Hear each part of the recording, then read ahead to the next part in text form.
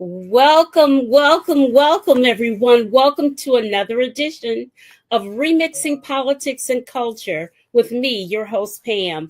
I am a public relations and marketing professional with a passion for social justice, voter advocacy, and culture. And tonight, we're talking about the one thing that all of us need in order to thrive and survive in life, and that is education. Of course, it wouldn't be a normal week of Trump 2.0 administration without a man made crisis. This week, we were informed that nearly half of the staff at the U.S. Department of Education were being relieved of their jobs. Trump says that he wants to put education back in control of the individual states. Most progressives think that that language harbors back to a time when education was separate and unequal. My guests tonight are experts in the field of education. They are all from the great state of Michigan, my home state, and I'm so honored that they've all agreed to come on the show tonight and chat with us. We're going to talk about the obvious mess, and we're going to end on a joyful note because I really believe that some of this situation that he wants to create chaos so that you're always confused and always upset. And so we're going to end on some joy in spite of all of that. We're going to learn about an innovative, multi-generational educational platform that is known as the Black Dandelion Convergent Voice. First up, I have Dr. Sananda Samadar. She has her doctorate in comparative international education, and this has made her knowledgeable about different educational policies, spaces, and practices from around the globe.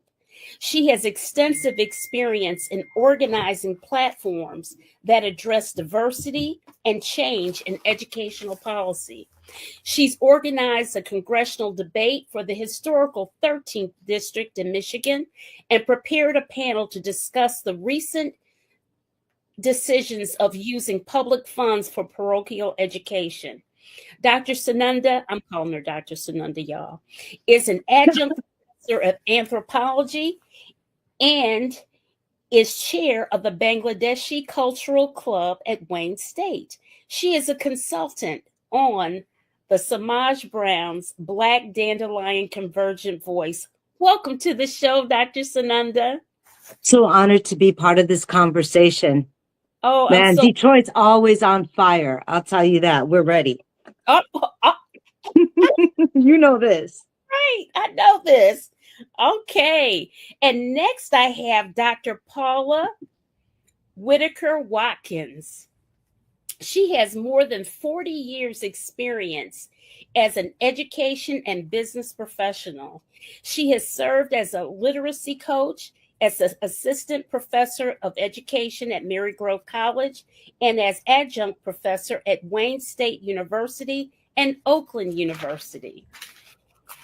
Dr. Watkins is the founder and chief academic officer for the Cyber Ed Center, serving as CEO of American International Cyber Institute, an innovative learning environment for schools, for two schools, the City School of Detroit and the International School, serving students throughout the state of Michigan, across the United States, and in various countries around the globe.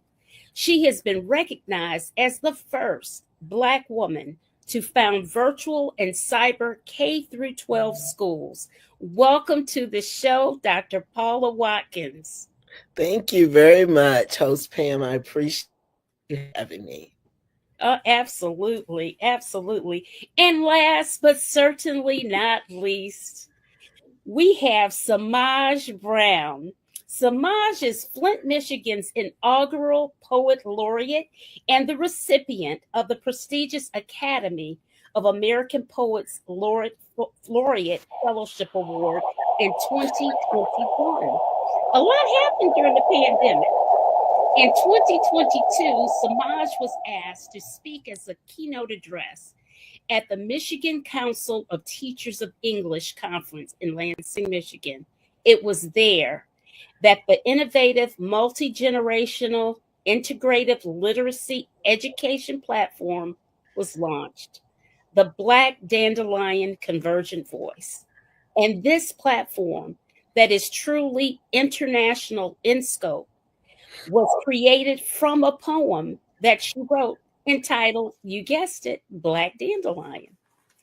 Through a social, emotional, equitable lens, Black Dandelion Convergent Voice expands literacy capacity, increases critical thinking skills, and we need a lot of that, y'all. We need a lot of critical thinking skills. It builds self-esteem and so much more. Samaj is an essayist, playwright, dramatist, and an overall genius. I tell her that all the time. She has lectured at the University of Michigan School of Law in the senior trademark class for Professor Susan Cornfield, Indiana University, and elsewhere. There is nothing that Samaj cannot do or create. Welcome back to the show, Samaj Brown. It's so wonderful to be here with you, Pam, again, and with these brilliant women. It's so wonderful. All this be in conversation. It's fantastic. Yes. Oh, okay. We got some people saying hello to us. Hello, Brian. I am so impressed with you, Brian. You have been faithful every week. Every time I'm on, you're on. Thank you. Soror Thomas Walker. Hey, Loretta. Hey there. Yes, my home state, Michigan. Hey, Deb, how you doing? Deb Reynolds, she's from Michigan. All the Michigan people signing in. Hey, Laura Washington, awesome panel. Dr. Lee Young, hello, happy Sunday. This is much needed forum for an always timely topic. And Renee Shock, hiya, everyone. All right. Well, we got our highs and hellos and all that out the way. Okay, ladies. Whew, let's get started with the obvious, okay? So what, and I'm asking this overall, and then each of you can speak to it. What does the dismantling of the Department of Education mean to educators, parents, children, not to mention the paraprofessionals, the bus drivers, the cafeteria workers, the maintenance of the schools? What does this mean? Dr. Sananda, I'll go with you first. Well, to allay some fears before we get to the real problems, when we're talking about bus drivers and basic infrastructure of schools, that's on a local level. So that, for the most part, will be covered by the state. Mm-hmm. When we're talking about food lunch programs, those two programs were actually cut by the Department of Agriculture. The lunch programs are not provided by the Department of Education. The federal programs we know, because we've talked about it, and Paul and I've talked about this quite a lot, and all these talking we've been doing, the Native Americans and those with disabilities is federally protected. Mm-hmm. So those programs, we don't have to worry about people losing their jobs on the ground here. Mm-hmm. I don't think we should have to worry about. You never know when the next foot falls. Mm-hmm. But so far, I don't see that as part of the overall dismantling of ed. But the stuff is basically more state budget, I would say. Okay. All right, Dr. Watkins, your thoughts? Yes, I think, and again, thank you for having me. When I look at it, I'm a product of the South. Mm-hmm. So I grew up right around Brown v. Board and that time of integration. Mm-hmm. So I remember clearly going to segregated schools. Mm-hmm. I also am married to a gentleman for 45 years who actually went to a 2-room schoolhouse with no running water. So that was back in the day. Both of us remember having the used books from the other schools, you see. So when you look at that and you reflect on that, as you had provided your opening statement, that it heralds back to those times. I would say, though, that during that time, we knew we were loved.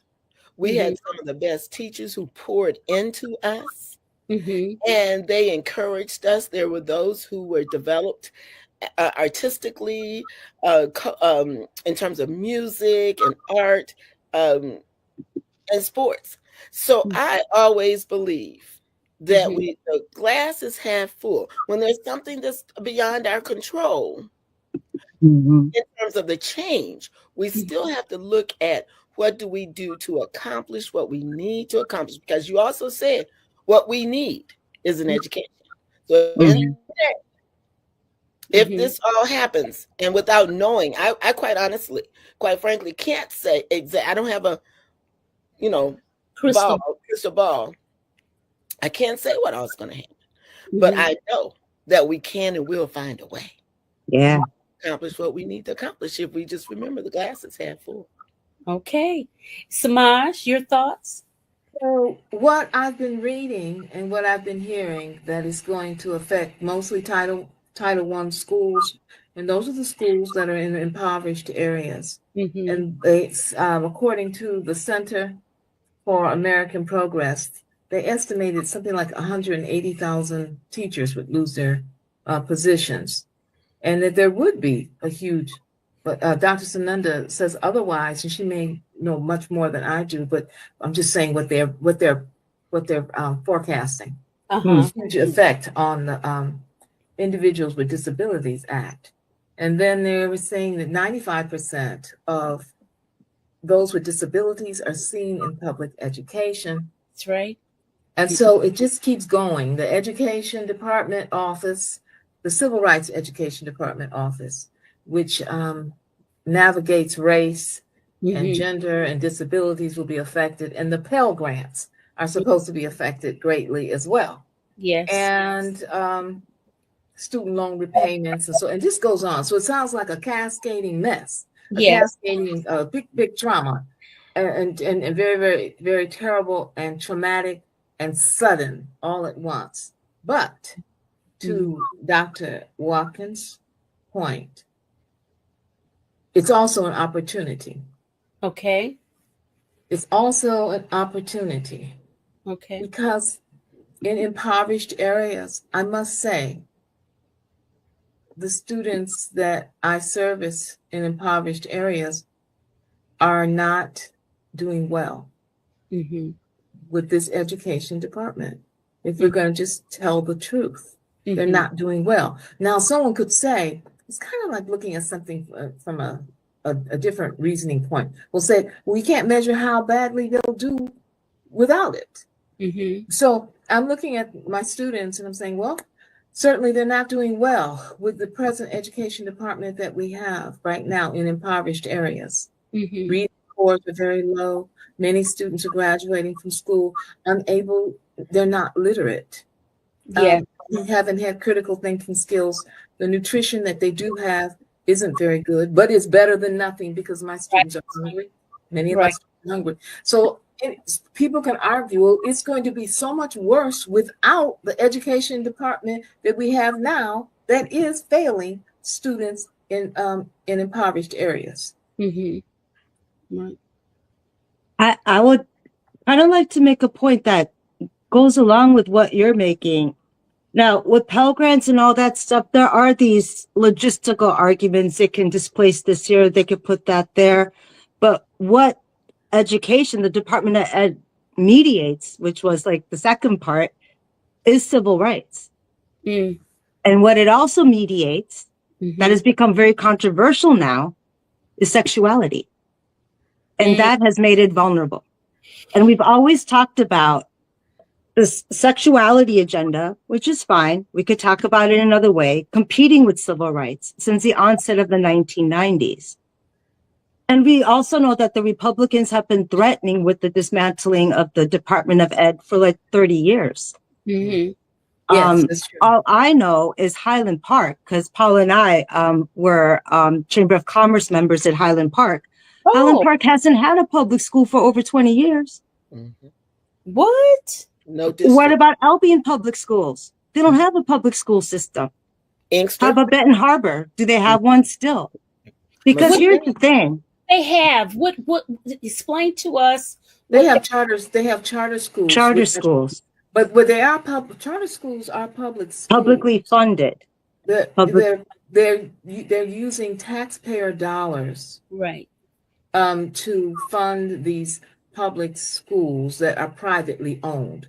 Let's put it that way. They're privately owned schools using taxpayer dollars. And that's where they want to take us. They want to get rid of all of what we know as traditional public education and go to the charter or voucher school system where you still are taxed, you use taxpayer dollars, and someone owns the school.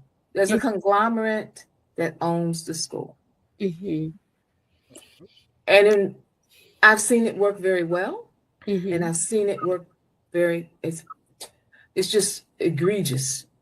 So it depends on who's owning the school.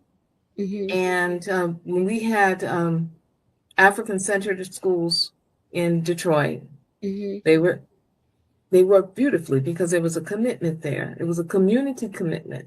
And so the teachers were committed to the ideas of the school. When you have a huge corporation that owns 500 schools, and they're funding those schools, but with public dollars, right, for the corporation, right, then you usually have a problem. Well, here's but the problem. Go ahead. The problem is permanent. The problem is expanding and it's permanent because since 2020, the Supreme Court has said it's unconstitutional not to allocate public funds to parochial schools. It takes 20 to 30 years to disseminate these laws, but they're coming down the pipeline.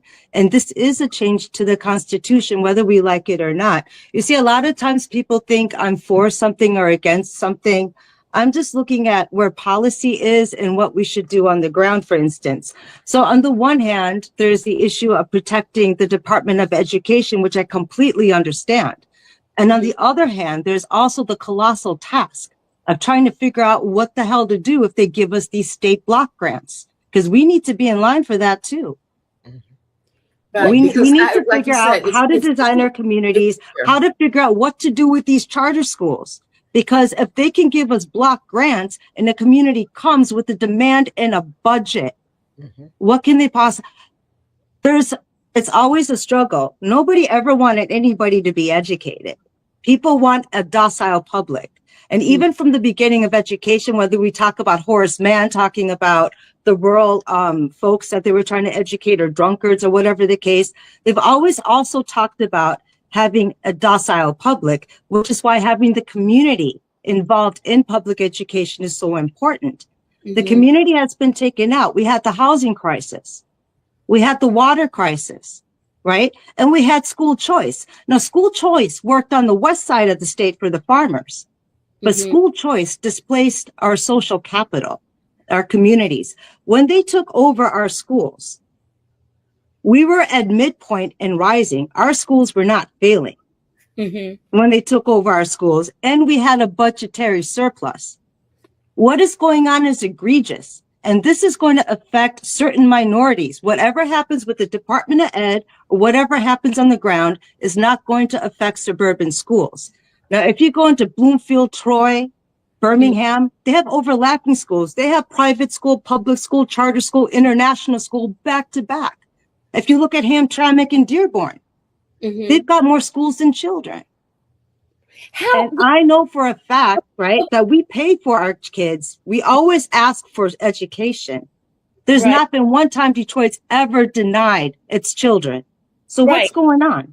Well, stop right there. Okay, because now I'm confused.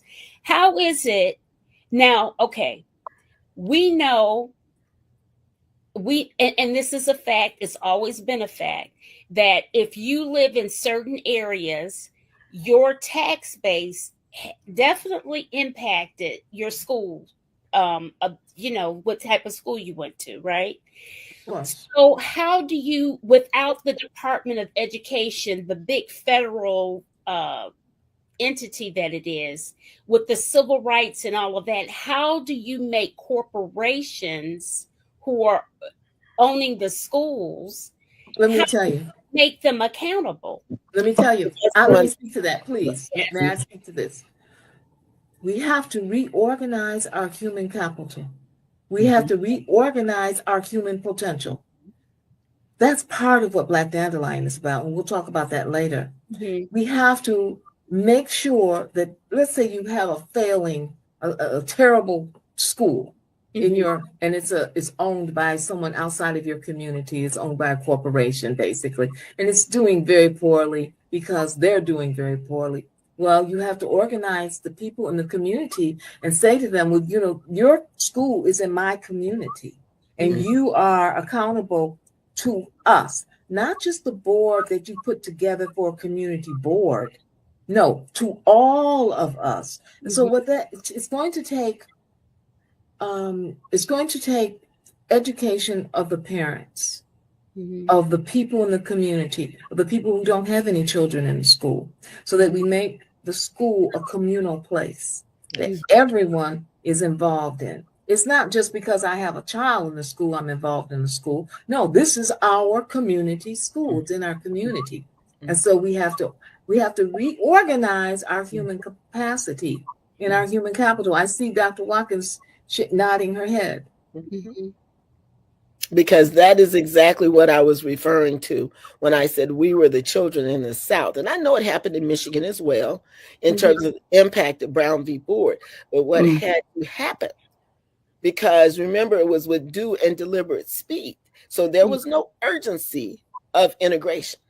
So all the while, and even prior to my time, the community was, those were the individuals who came together to make certain we received the education we were entitled to. Absolutely. Absolutely. And I understand, I think my dear friend Lori and someone else mentioned, let's don't underestimate. I don't mean to underestimate, and I agree with you all, both of you. But I think what we have to do on the other side, we can't be reactive. To what Ms. Brown is saying, Samaj is saying, that we must be proactive in terms of how we collaborate in the community for the greater good, regardless of whether we have children, currently in the school system. That has nothing to do. We must be planning. Go ahead. I didn't mean Samaj to cut you off. No, I'm agreeing with you.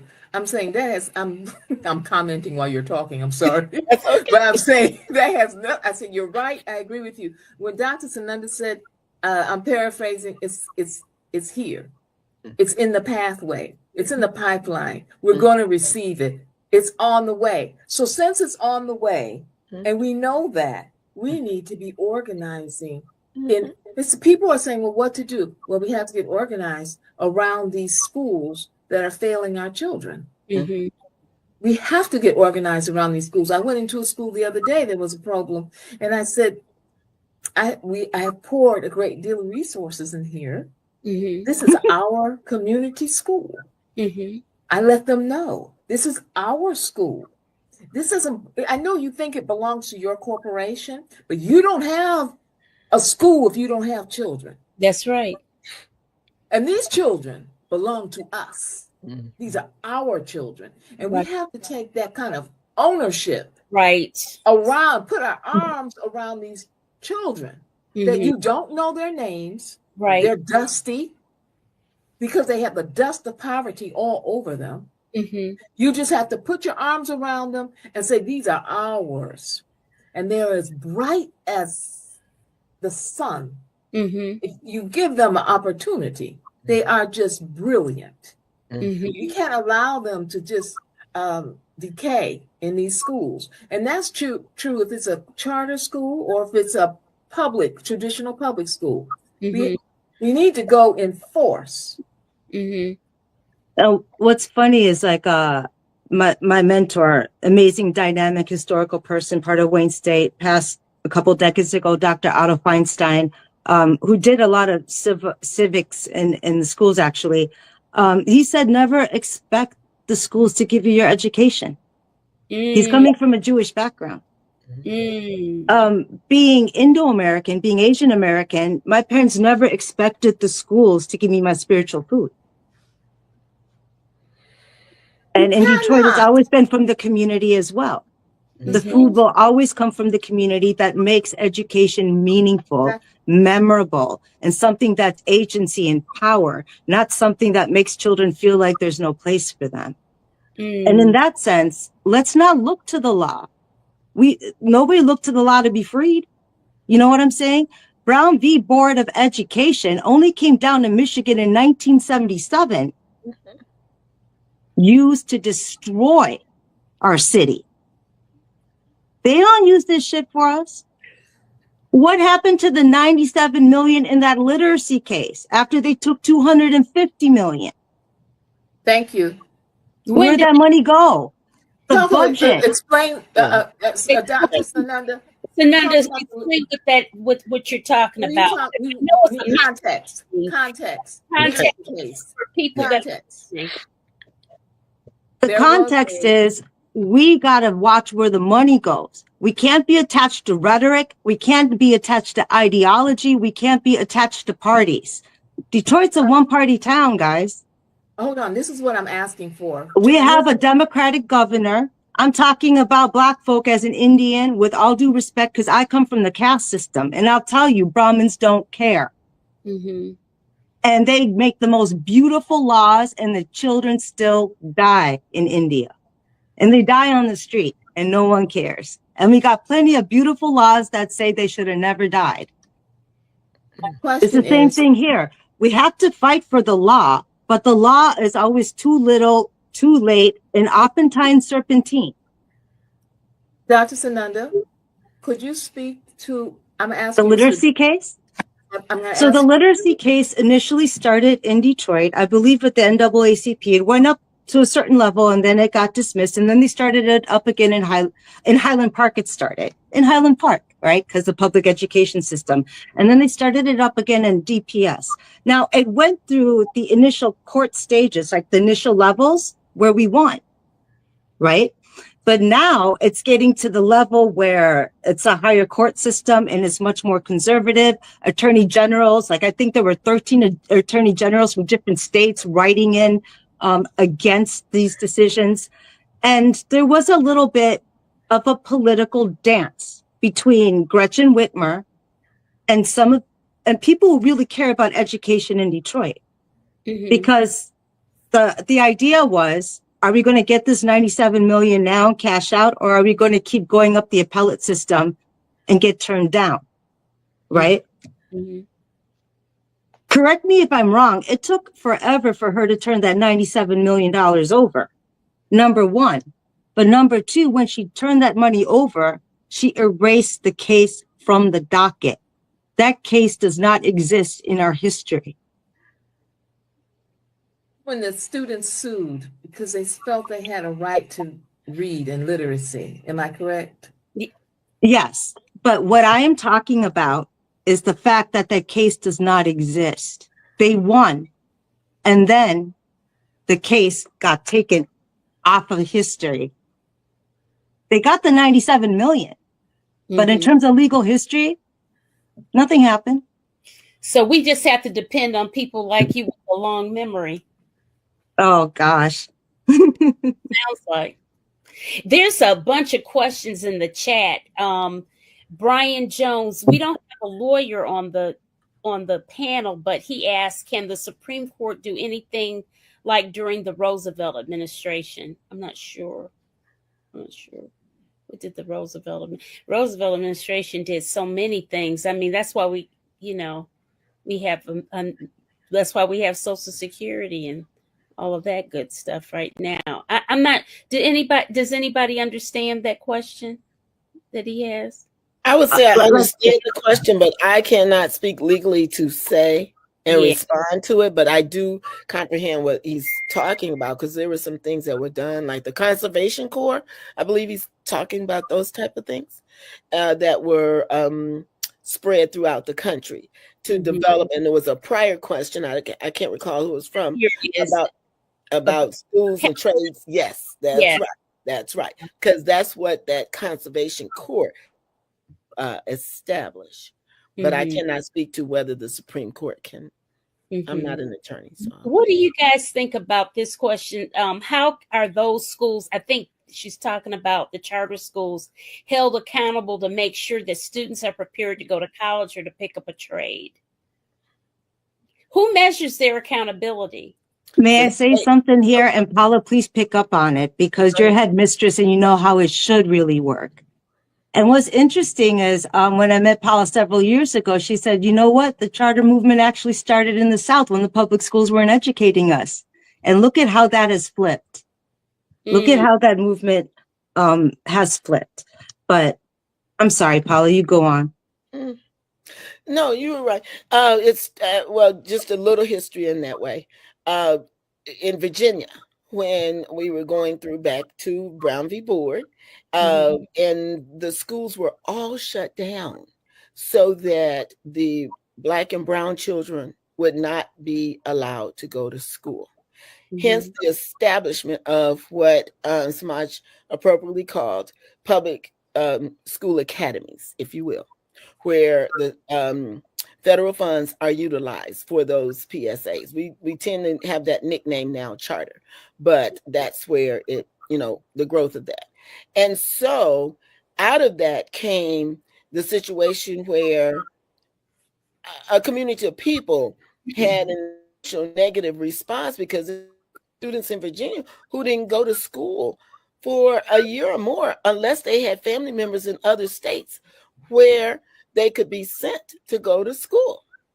So with that, and let me make certain I'm answering the question, but when we look at it in terms of how are the schools held accountable, supposedly the accountability is through the state system, right? And those chartering entities that are allowed to establish the schools. And those are typically the public universities or community colleges that are granted that authority. And that is based on what? Test scores, for by and large. It's not based on how the student is necessarily growing culturally or critical thinking ways, but by test scores. Which is an abomination. Yeah. You know what? I had a problem with a lot of my scholar friends because here we were fighting charter schools, but they have to be sponsored by the university system. And where are they? Where are they? We're blaming corporations. They don't care. They just want to make money and everybody knows.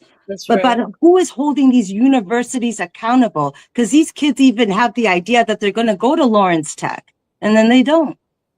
These kids have this idea they're going to go to CCS from performing arts and they don't. So, it's a public university system that should be held accountable for these public charter schools. They have an ed department in the university system. Wow. Let's see. Lori Washington says, I think the administration's plan to send education to the states is a fallacy. State funding is inadequate to ensure that special education laws are enforced. I would like to say civil rights laws, but those are being so eroded. I'm not so confident about that either. Me either, Lori. And I think that's an excellent point that Lori makes. Because and more we have students, young people who have disabilities, right? We have more and more students who need special education. And it shouldn't be a negative toward the students who require that. There should be more money, because one of the things, often is said that and I've read this, that the United States put more into education than other countries. The reality is, and this is documented in the research, that the more money includes those services that we provide for special education, for transportation, for meals. So but that's required to make a community whole, to make a student whole. But I maintain that in doing that, we also need to educate our parents. Our parents. Yes. Because they are in need of knowing if they, I'm not presuming a lack of knowledge by all parents, but even for me as a parent, I often said, where's the manual? I need the manual. Right. So I knew how to rear my kids. So I'm not speaking down to any parents, but I believe that we need to know. We have the research of E.D. Hirsch, who talks about what a child needs to know at kindergarten. We have the all the way up through, post-secondary. And then we have the research of Lynn Fielding out of the Washington State area, who really talks about how to be an extraordinary parent and the things that your child should know before they even go into preschool. And if they don't know those certain things, like the dose list of words, then they're already 2 or 3 grades behind.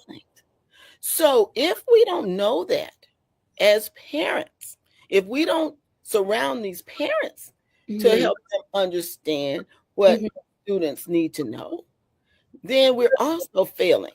You see, it's not even just an accountability measure from what the test scores are. And that's a whole nother discussion about bias in testing. So, and we could get to that. So that's a whole nother topic to me. We don't open up that. Yeah. That's something very profound. And she's saying that education in this country is sad in both public and private. She feels that the parents' lack of participation, is what you were just addressing, Dr. Watkins, is one of the biggest problems. We must do better. And I have to say that I agree with that because, when you went to school back in the day when we were young, your parents poured into you. They read to you, they had books for you. If you didn't have books, you went to the library and got books. You did all of the things. And now it's like the kids just come to school, and then, it's like the teacher's supposed to be mama, daddy. The school is like raising the kids instead of, that partnership. So we've had some things happen in the community that's been one strike right after the other. And so it will give understanding, because this is what happens when I do professional development, when I'm working with teachers. Because the conditions are poor, someone has to blame somebody. Someone has to, so they can feel better, has to blame somebody. So it's either going to be, the blame is going to be put on the teachers, or the blame is going to be directed toward the parents. And I did this experiment when I was a teacher years ago. I had these boards, and I had an art student that was a student of mine create these rats on those boards. And in the first frame, the rats were at a swimming pool, and they were having drink, and they had sunglasses on, and they were just having a great time. And then I would put the board up, and I put the next one up, and I said, so then they were moved to the smaller space, and now the rats are not just a little pond, just a watering pond. Then the next one is they have scarcity of food. The last one, the rats are all fighting, and there's blood. And I asked the students, whose fault is this fight? Why did this mother rat eat her child, the baby rat? And the students would, they would invariably say it's the mother's fault. It's the this fault. It's those fault. And then there's always one student in that class that says, it's whoever moved these rats to these conditions, it's their fault. And I think I would say it's the scientists would move them. And it's the scientist's fault. So really, it's not about the parents. The parents have undergone, they're under extreme stress. This is intergenerational poverty that I'm referring to. Many of them don't read themselves. Right. It's like when we have our election, elections, and they say, and Flint may have a very poor turnout, and people are always criticizing the people and saying, why aren't they there? Why won't they be? I said, they can't read. We don't really get the underlying problems. It's literacy. That's a huge thing. That leads to everything. And so literacy is a root cause to many of our problems. So what we would do, I'm going back to that organizing thing. We had to organize reading groups, and then we get everyone reading. That's how we have to do. If we want a different type of parent, that we have to teach them how to read so that they can advocate for themselves. So Latrice asked the question, you're not wrong, but it makes her wonder, if parents aren't educated, why is that? And that's a good... I have to say, because I got 2 kids in school right now, they're in good schools. One is in private school, by the way, religious, and one's in public school. And I cannot figure out, and I study education, I investigate education, and I don't know what's going on. They barely have books. Everything's, and then when it comes to evaluation, they're supposed to evaluate themselves. So I have my kids in easily accessible school districts, and I don't understand what's going on with their education. Number one, I had to teach them how to read the clock. Number two, they go to one goes to private school. He cannot look up words in the dictionary. What's going on is so insidious in so many ways that we're actually losing the spirit of education. And when we lose the spirit of education, kids aren't interested. You know, they can't even figure out their own environment at this point. And the schools kind of inculcate it by using all this technology. The last thing we need in school is more technology. What people say is technology equalizes things. Technology does not equalize one thing. One gun is always bigger than another. As we were talking about, we need social capital, we need love, and we need community for these kids. They need to be acknowledged. They need to know that we're missing them when they don't show up. And a lot of times, kids are protecting their families. We don't really think about the adult responsibilities kids take on. And it's like, I remember when I was working in the New York schools, so many girls in high school would be losing credit because they were taking their younger brothers and sisters to school. Because their mother or father wasn't there, couldn't do it. But the thing is, we punish children for not being able to be children too. It's not just about mom and dads. It's about the fact that kids have adult responsibilities and we give them nothing for it. And we take away from them what they can't do for themselves anyway. So you're right, Dr. Sananda. So there's, what happens is that we live in different worlds. And people who live in a middle-class world, and you have the advantages of having parents that can read to you every other night. And you have advantages of taking classes in music and art and so forth and so on. That's one world. And oftentimes you look through your lens at another world and you don't understand, what are these people doing? Why are they doing it? Well, go to their world. In their world, you will see what happens when you don't have an education, when you don't have the skills. Someone asked, well, why aren't the parents reading to the children? And then I talked about how the parents are illiterate as well. And I think the question was, well, why are they illiterate? Right. Really, that's a very good question, because now we get a chance to hold on to that string and pull the cord. Take all the way back to why this particular population of people that live in this area might be illiterate. So go ahead and look at the social conditions. Has anybody ever heard of redlining? Go back to redlining and then keep pulling. There's other things that have happened as well. The terrible unequal distribution of funds for schools in poverty-stricken areas, the disproportionate number of not having, I'm saying this a little backwards, teachers that look like you in your classroom. I wish Carrie Matern was here. She was the president of Michigan Council of Teachers of English. At our last forum, Carrie Matern said something like, she said, she's a great white teacher, anti-racist. And she said, it's so important to have teachers, Black teachers, teaching Black children. Yeah. And so I was brought into the school, as the poet laureate, but transformational things happened because they saw people that could speak their language and talk to them like I'm an auntie or like a mother, because I feel about them like family. And we can bridge that. But there are so many things. It's just one after the other of how people didn't learn how to read. Swamps, big groups of people. Go ahead. You want to name all the reasons why?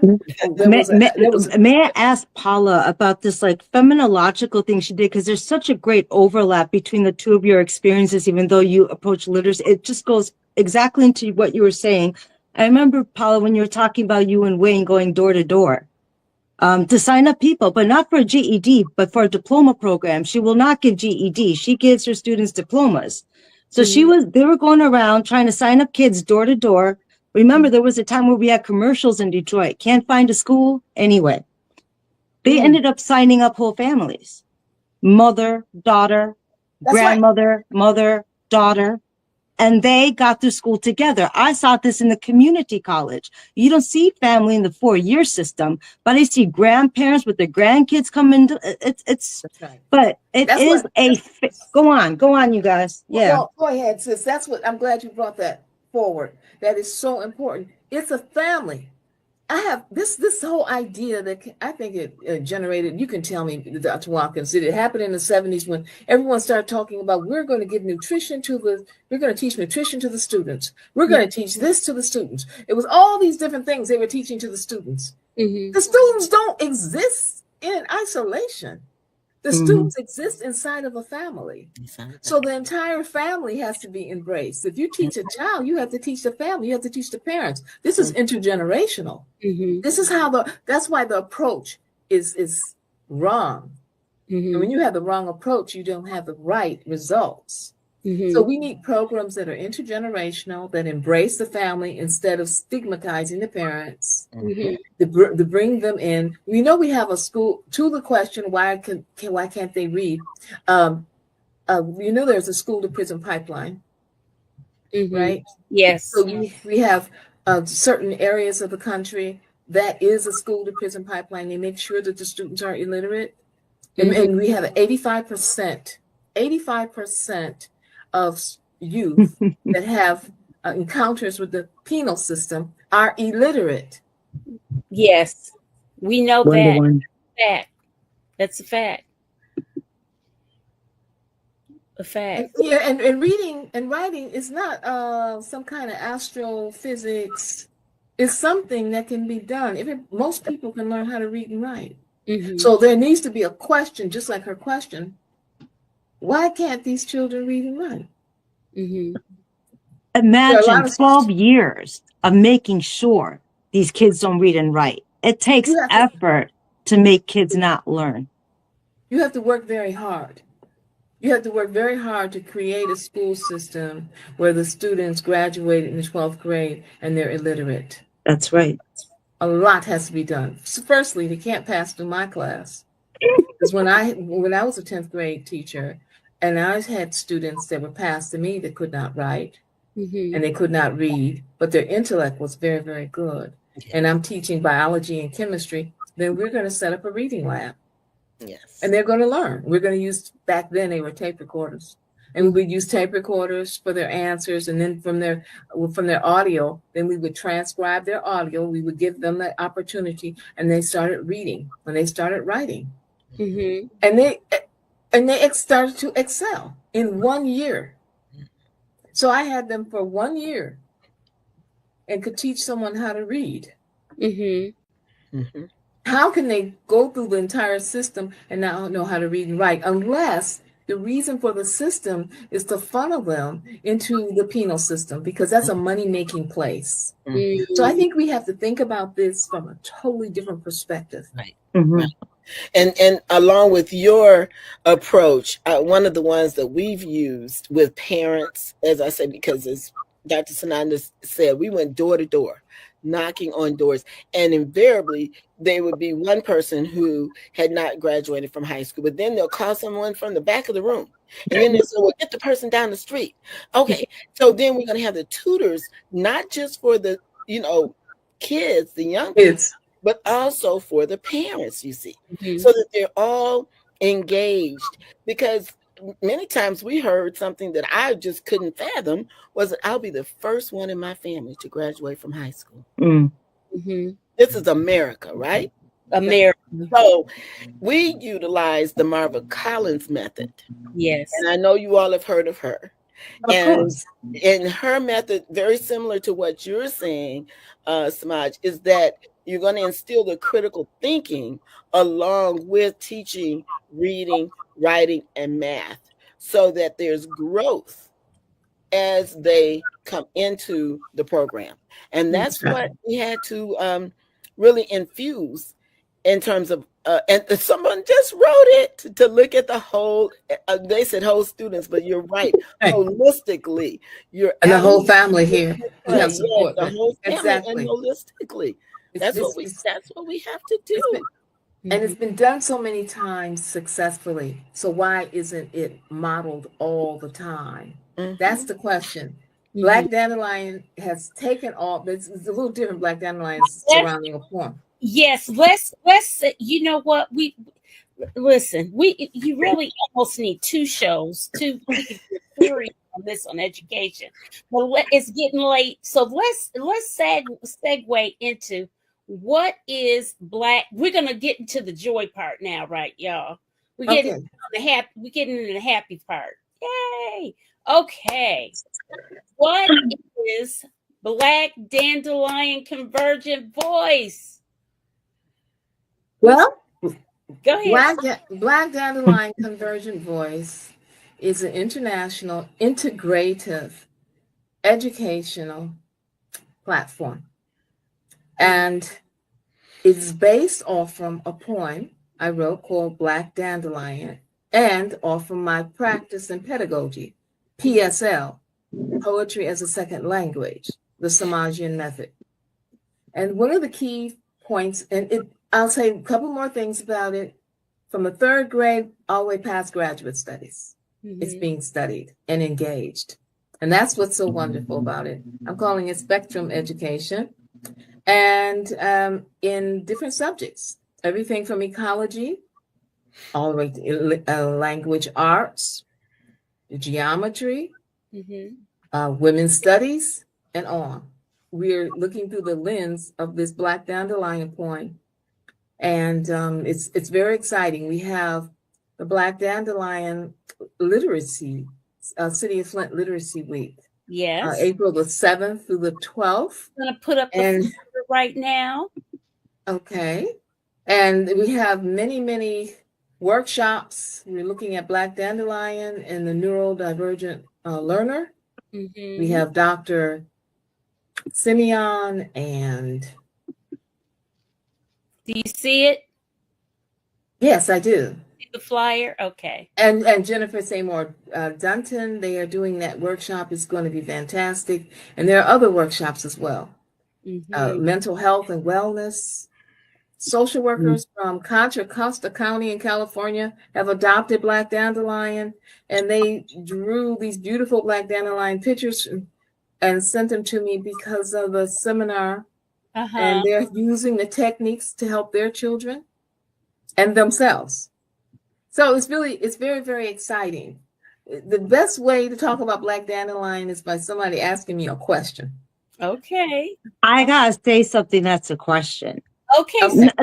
Number one, audience, you gotta see the poem. It's a kiss to the heart. Anybody who's read it, students, teachers who are part of this program, they've embraced it. They've internalized it, and they generate something that makes that poem their own. The black dandelion is such a magnificent metaphor. There are Palestinian kids who say they're black dandelions. They're Asian kids who say they're black dandelion, because she took the word black and she took it back to the mythic epic proportions. Yes, it's expansive, it's yawning, yet it's a dandelion. Is it a weed or a flower, is how she begins with the kids. And you cannot imagine the kind of conversations that come out of what is a weed and what is a flower.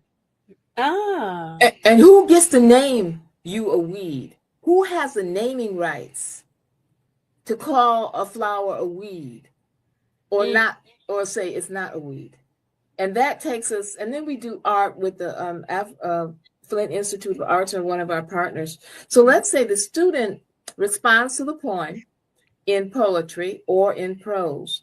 Then we take that poetry and prose to the art museum, and they have classes. Now, many of these students have never ever been to the art museum, and they have classes. And this year, Madison Academy, oh, those students are so brilliant. They created sculptures based off from their work. Wow. And then sometimes we circle around and we go back to the work and we create a composition, a written composition. So the program is layered. We never teach one subject at a time. That's why it's integrative, because that's not how life is. Walk down the sidewalk, you're on concrete. So that's science, that's chemistry. Oh, there's the grass. Okay, we have ecology, we have the environment. Oh, how did this place get built? We have economy. That's how people learn. When everything is integrative and connected. And it's a different way of thinking about knowledge. It's a different way of learning. And the students are so receptive to it because one particular element will strengthen the other. They complement each other, and they start to understand it from a holistic perspective. So it's. Did somebody have a question? I love it. Well, you guys keep going. Okay. Listen, Dr. Paula Watkins, how have you been involved with Samaj with the Black Dandelion Convergent Voice? Well, I have not been involved as long as Dr. Sananda, but immediately upon listening to the theoretical approach there, it drew me, and they'll tell you, it drew me to something that we don't think about. I don't think now, maybe there's some places that we do in the United States, but typically our focus is on pedagogy. And so many people have even placed in the chat, they're young people, kids, elementary, middle school students, high school students for certain, who are doing adult things, taking care of their little younger brothers, siblings, cousins, nieces, nephews. They're doing those things. So the research that I became engaged in at Oxford University was around andragogy. And when you look at andragogy, it says something a little different than pedagogy. Explain to us what andragogy is. Andragogy is an adult learning theory. So typically, in an adult learning environment, you give the objectives for the learning, right? Then you have the scholars in that engagement understand what the objectives are. You have a facilitation of the learning, not so much the teaching, sage on the stage for them to get it. And then you have the assessment of the learning, oftentimes in what Samaj just shared, a project-based learning environment, right? So it's like a blending of pedagogy where that's needed, but also the growth to andragogy, so that our students, our scholars, our parents can be invested in their learning because they glean what the objectives are in terms of what they need to learn from that setting, right?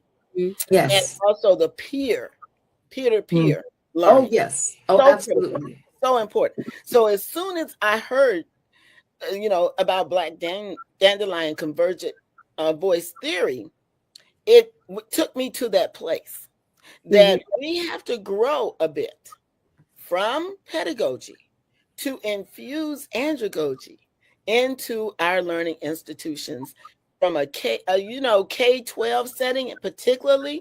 And I'm not saying we need it so much at kindergarten or first or second grade, but when you get into the upper grades and you have kids preparing dinner when they get home, we have to value and respect those students in a way that they are functioning in that mode. Because indeed, that's their real life experience. So then when they come to the classroom, we can't just cut them off. Cut them off. All of a sudden, now you're a child and you do what I say and you don't think and you regurgitate to me. It's just an antiquated way of thinking. All the desks in one row, line up. It's an antiquated way of proceeding.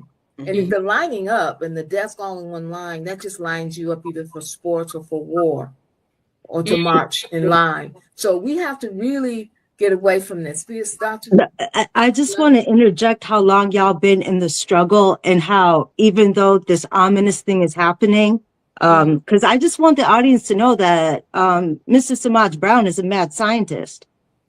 And she created the curriculum for Timbuktu when it was a community school. The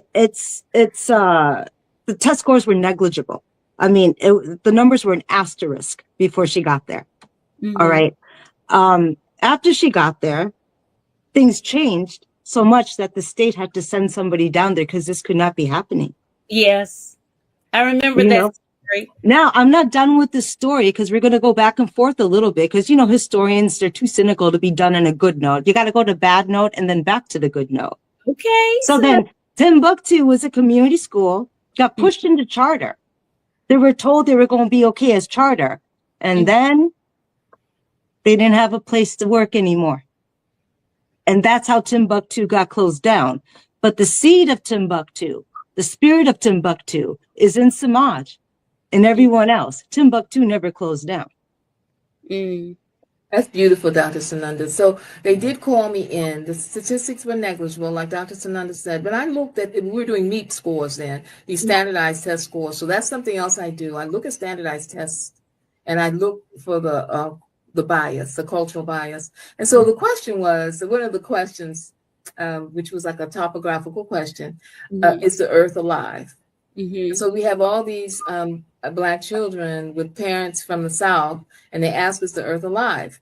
Well, most of the children at the 25 questions, the 15 questions that would follow would say, they were based off of that question, say, yes, the earth is alive. But in Western modern science, the earth is not alive, nor is water, nor is the sun. So they were getting all those things wrong. So what I did was teach them worldview. So if you're ancient, indigenous, African, ancient, indigenous, African, Asian, or if you're modern, Western, who's asking the question if the earth is alive? If you're influenced by modern Western, well, the earth is it's not alive. Neither now is the water. And so the students was like, why didn't they just tell me that? Why didn't they just? And that's when they got the Golden Apple Award, because they were able to understand and decipher who's asking the question. And we're looking at different worldviews. The way the entire, as far as I'm concerned, everything needs to be really altered. It needs to be changed. It's a very antiquated system. When you look at our educational system, where it came from and what it's based upon is not relevant today. May I share? Yes, go ahead, Doctor. This is a story I would tell sometimes at the beginning of my classes. I said, if Benjamin Franklin came back today and he walked in to a room and he heard blip, blip, blip, blip, and he saw a person laying in a bed and there were cords attached to them. He said, what is this? And they say it's a hospital. And then they would take him to another building, and there were these metal things that they were having them take off in the air. And he would say, "What is this?" And they'd have to tell him, "It's an airport." And then they take him to this room. It might not be, and the teacher is up, the person is up, writing on a whiteboard. It may not be a blackboard, but writing on the wall, right? And he said, "Oh, I know what this is. It's a school." In other words, many, many things that we're doing in education have not changed. To your point, Samaj, it's still based on an agricultural system. It's still based on, at that time, it was even based on just going to 8th grade and being successful. It's still based on the expectation that you were going to just work the crops. And I want to take it further. I want to say I want to take it further. I want to say part of the hidden curriculum was to divorce us from our own history. Part of the American Nationalist Project was to say, you don't come from there anymore. You're from here now. To completely erase you. And so how can they erase people who have, if I have this information inside of me, then I have to share it with my community. So that's what Black Dandelion does on so many different levels. It's sharing the history, it's sharing the science, it's connecting the science to the art. And so students that are entering and engaging in Black Dandelion, they are thinking the theme for this year, art of unimagined ecosystems. That was the theme. So the students are looking at the ecosystem of the poem, and they're looking at the ecosystem of the plant, and they're comparing them. They're comparing, and then they synthesize their own ecosystem. How we always telling people we want a different world, but if you never imagine it, how are you going to get it? If you never spend any time imagining what a better world would be, what it would look like, getting images in your mind, writing about it, drawing it out, how's it going to be 2025? How did that come about? It came about because people sat together and they imagined our demise and they worked on it. And they worked on it, and they worked on it, and they played the long game, and they kept thinking about it and thinking about it. So we have to put some time in thinking about what we want our world to be, so we're not just always reacting, that we're actually building these realities of wholeness, right? And so that's what my students were doing. They were looking and synthesizing another world. And one young lady, oh my goodness, she came up with this planet called Vega, and where all the veins and the blood was pumping, and it was just brilliant. And her sculpture to go along with it is just fantastic. All of that's going to be on exhibit April the 11th at the Flint Institute of Arts. Let me see if I can share the another flyer. Let's see. And so we're asking our audience, can you imagine an unimagined ecosystem of schools and children? That's our project. Well, that's right. That's right. What would it look like, audience? How would the school system, we have a lot of critique of our school systems, and we should. What would it look like if it were different? Then we start to build that.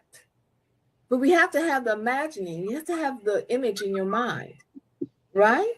Or we won't know what to do. We'll just squawk a lot. We'll just complain a lot. We'll just have a list of everything that's wrong. We'll just roll on out to the curb and down the street and around the corner. Who says this? Samaj, I am listening to you about the ecosystem. It's safe to say that this Black Dandelion is along the lines of writing across curriculum. Yes, we're always writing across curriculum. Yes, because I don't believe in the boxes of curriculum. In fact, aren't you working with Terry Blackhawk's old outfit in Detroit too? I am.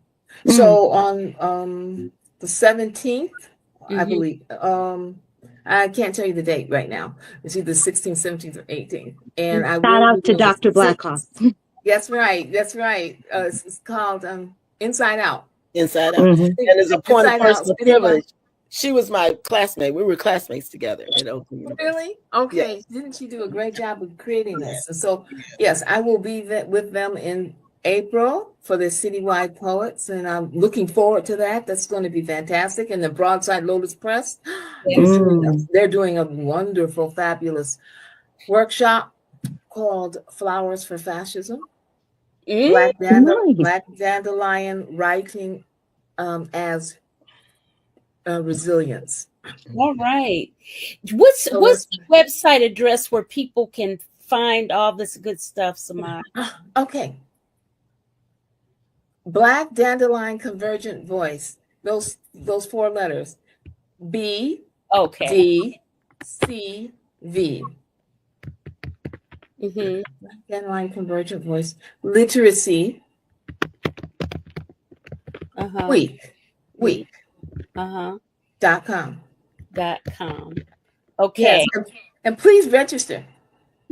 And we're gonna also have and I'm putting it on the screen.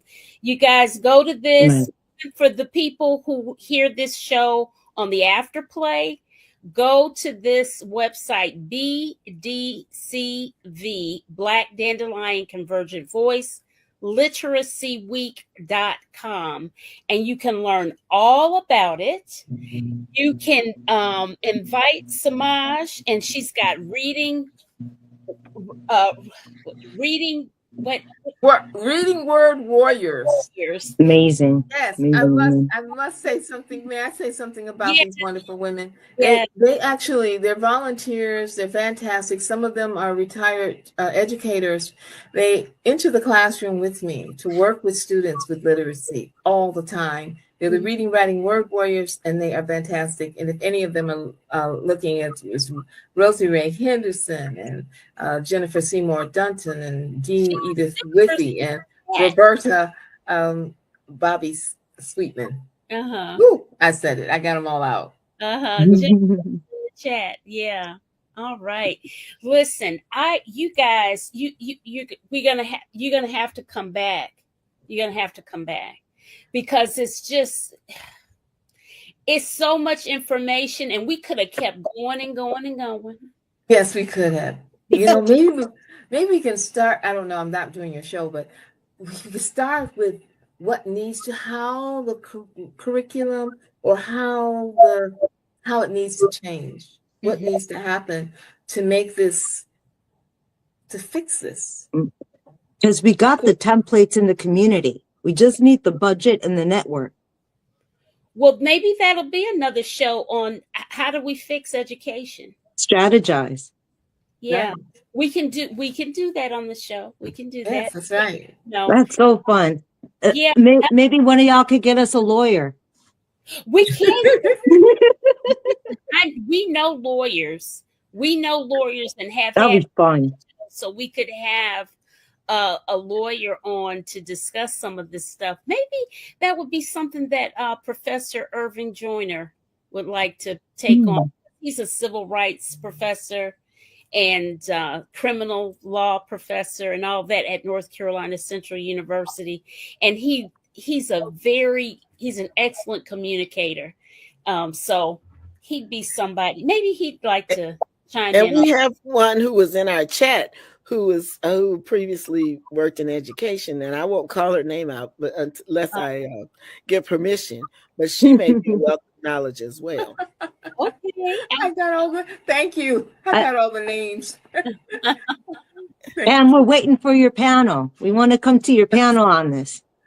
This is really great. This is wonderful. What do they say? It's beautiful. You're so beautiful. I'm an educator at the college level. I absolutely love listening to other voices, especially from diverse parts of the country. Listen, Lee, they take Black Dandelion Convergent Voice has gone to the college level, dear. Okay. Oh, yes. Oh, yes. It's there. It's a very law school intergenerational program. It really is really one of a kind that Genius Samaj created. Oh, thank you so much. But it's just that poetry, they've taken poetry even out of the colleges so much, even out of the language arts, because poetry is a map and it's a key at the same time. It's Yeah, so important. it, It's so important. our boy Kendrick Lamar.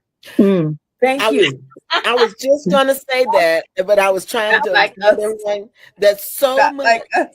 Oh my gosh, of Yeah. the poetry that we hear, The right? poetry, In the rap, yes. you can compare it to some of the Shakespearean poetry. Oh yes, Oh, And when most you definitely. look, oh my gosh, yes, he's phenomenal. So it is. Poetry as its own internal human-made vehicle disrupts meaning all the time.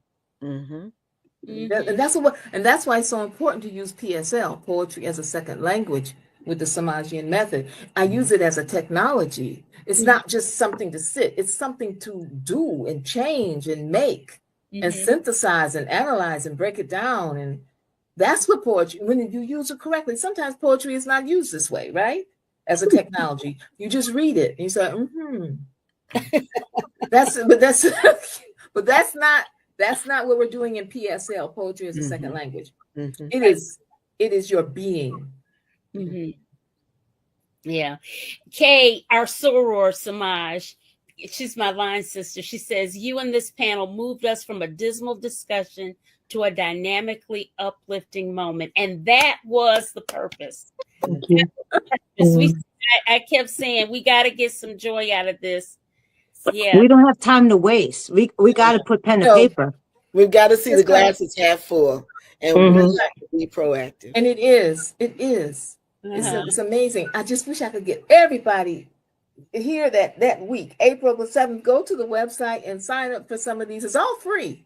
Yes, it's all. You can bring, if you're an educator and you want to bring your students, contact me. I can plug you in there. We have 5 different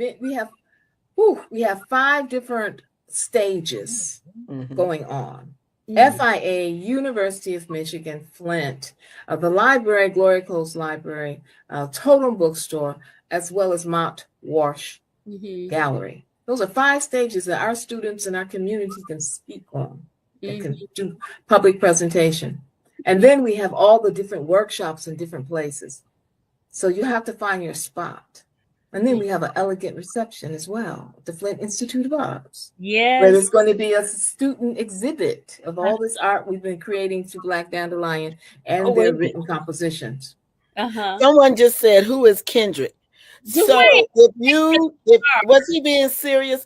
But okay, so Kendrick Lamar did the halftime show for the Super Bowl.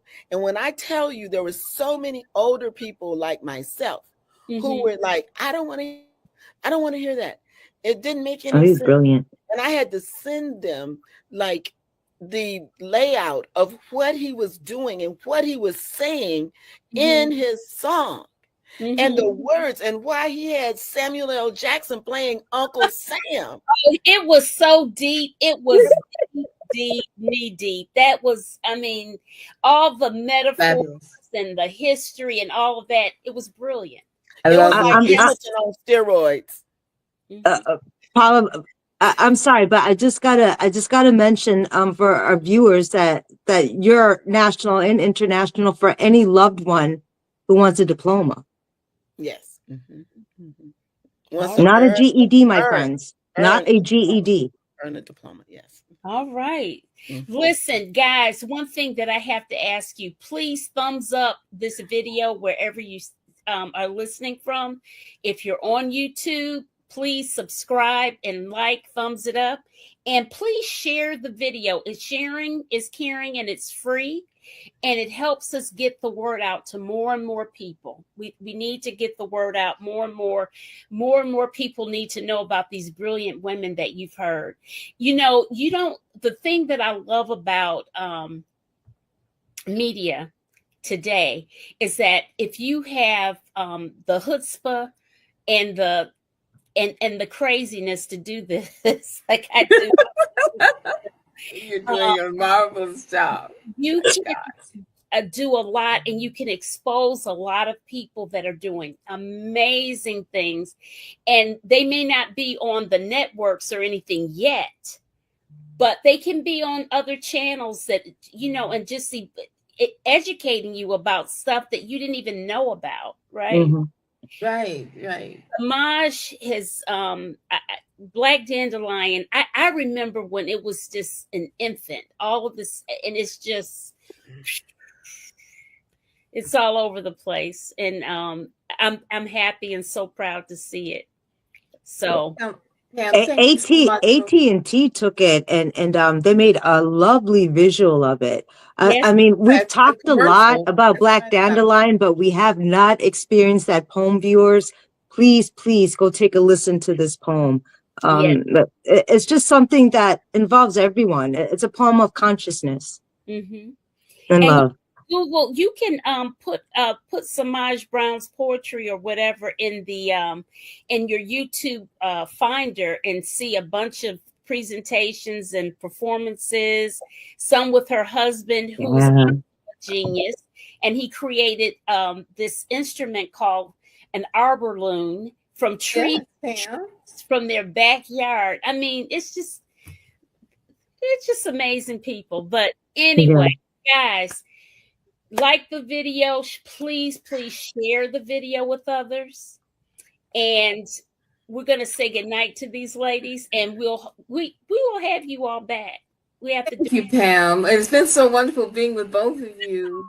Many blessings. So much. Guys, everybody's enjoyed it. Thank you guys for being so active in the chat. All right, good night. All right, good night, everyone. Peace and blessings. Love you good all. night.